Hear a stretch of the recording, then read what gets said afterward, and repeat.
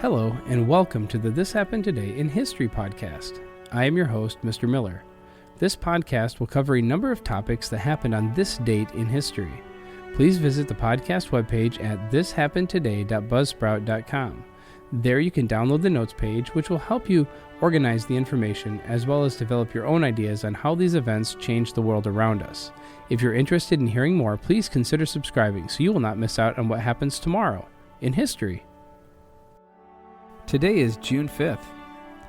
Shortly after midnight in 1968, Senator Robert Kennedy was shot at the Ambassador Hotel in Los Angeles after winning the California presidential primary.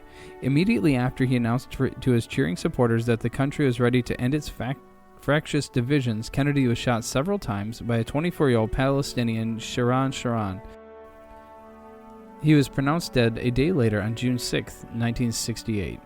The summer of 1968 was a tempestuous time in American history. Both the Vietnam War and the anti-war movement were peaking. Martin Luther King Jr. had been assassinated in the spring, igniting riots across the country. In the face of this unrest, President Lyndon B. Johnson decided not to seek a second term in the upcoming presidential election. Robert Kennedy, John's younger brother and former U.S. Attorney General, stepped into this breach and experienced a groundswell of support. Kennedy was perceived by many to be the only person in American politics capable of uniting the people. He was beloved by the minority community for his integrity and devotion to the civil rights cause. After winning California's primary, Kennedy was in the position to receive the Democratic nomination and face off against Richard Nixon in the general election. As star athletes Rayford Johnson and Roosevelt Grier accompanied Kennedy at a rear exit of the Ambassador Hotel, Sharon stepped forward with a rolled-up campaign poster hiding his .22 revolver. He was only a foot away when he fired several shots at Kennedy. Grier and Johnson wrestled Sharon to the ground, but not before 5 bystanders were wounded. Grier was distraught afterwards and blamed himself for allowing Kennedy to be shot. Sharon, who was born in Palestine, confessed to the crime at his trial and received a death sentence on March 3, 1969. However, since the California State Supreme Court invalidated all death penalty sentences in 1972, Sharon has spent the rest of his life in prison. According to the New York Times, he has since said that he believed Kennedy was instrumental in the oppression of Palestinians. Hubert Humphrey ended up running for the Democrats in 1968 but lost to Nixon. In 1953, few may remember this disaster, but its legacy continues to affect Houstonians to this day. In 1953, in a warehouse off Racine between West Dallas and West Clay, sparks ignited a fireworks display under assembly, setting off 45,000 pounds of explosives. The ensuing explosion and fire at Alco Fireworks and Specialty Company warehouse killed 4 people, including 2 children and their mother. Another mother was killed in the blast as well. Acting Fire Chief T.J. Powers told the Post that the blast was the worst disaster to hit Houston in the 38 years that he had been with the department. The explosion could be felt for miles. It even knocked out a window at a building. Many thought that it was an A-bomb attack. I wondered if the war had started, one person told the Houston Post. Officials at Houston Municipal Airport spotted what looked like a mushroom cloud, according to the Houston Chronicle. John Blair, a Civil Aviation Authority official, saw the cloud and hopped into an airplane to check out the damage, the paper reported. As he dipped low over the scene of rupture and disorder, he saw men and women and children ant-like crawling from the ruins of their homes. Sidney Van Olm, a staff artist with the Houston Press, was lying on his couch a few blocks away when the blast shook his house. The entire 1100 block of Wall Drive felt like a terrible explosion. Their entire rooms were demolished, and people were rushing from their homes to this block, their faces streaming with blood. Houses close to the explosion were literally blown inside out. All windows were broken, and debris cluttered up all the beautiful lawns.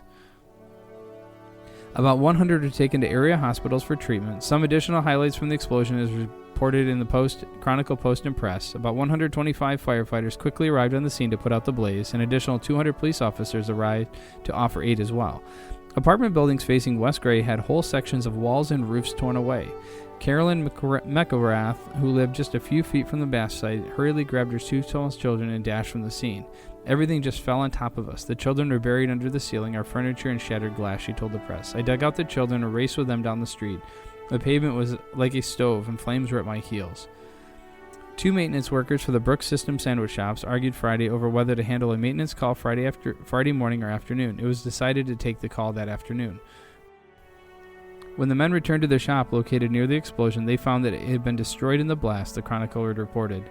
The incident touched off a series of lawsuits and questions as to how something like this could happen within the city limits. The Chronicle editorial board weighed in on the issue and noted grave oversight in city ordinances. What a grim joke on the people, this metropolis of 700,000, to learn that while the sale of fireworks is prohibited within the city limits and the explosion of a single firecracker is a violation of city ordinance, a huge quantity of such explosives may be stored and even assembled in the heart of the city. By the end of the month, Houston City Council passed an ordinance making it illegal to manufacture, possess, store, transport, and set off fireworks inside the city limits. Since about 1942, it was only illegal for residents to set off fireworks inside the city.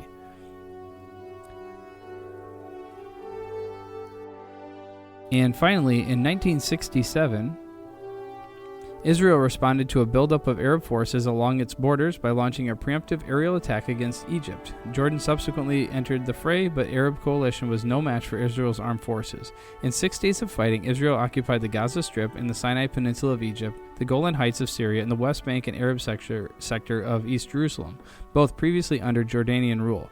By the time the United Nations ceasefire took effect on June 11th, Israel had more than doubled its size, including claiming the old city of Jerusalem from Jordan.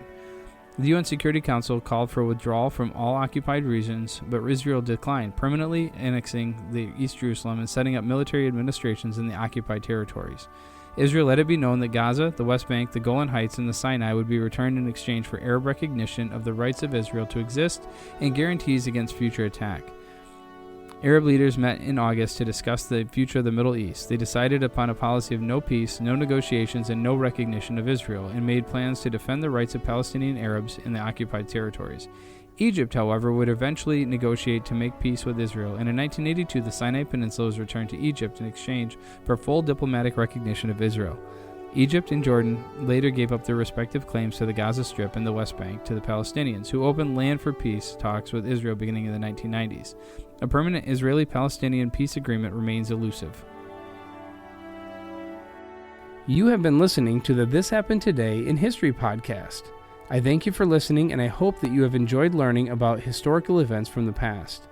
Thank you to the following websites for their information regarding today's topics: ThePeopleHistory.com, U.S. Senator Robert Kennedy assassinated at History.com, the Houston firework explosion at blog.cron.com, and the 1967 Six-Day War at History.com. The music used as the background track for this podcast is Americana, created by Kevin MacLeod on Incompetech.com. If you enjoyed this information and would like to hear more, please consider subscribing, as this will keep the historical events in your feed in the morning for each day. I hope you have a great day.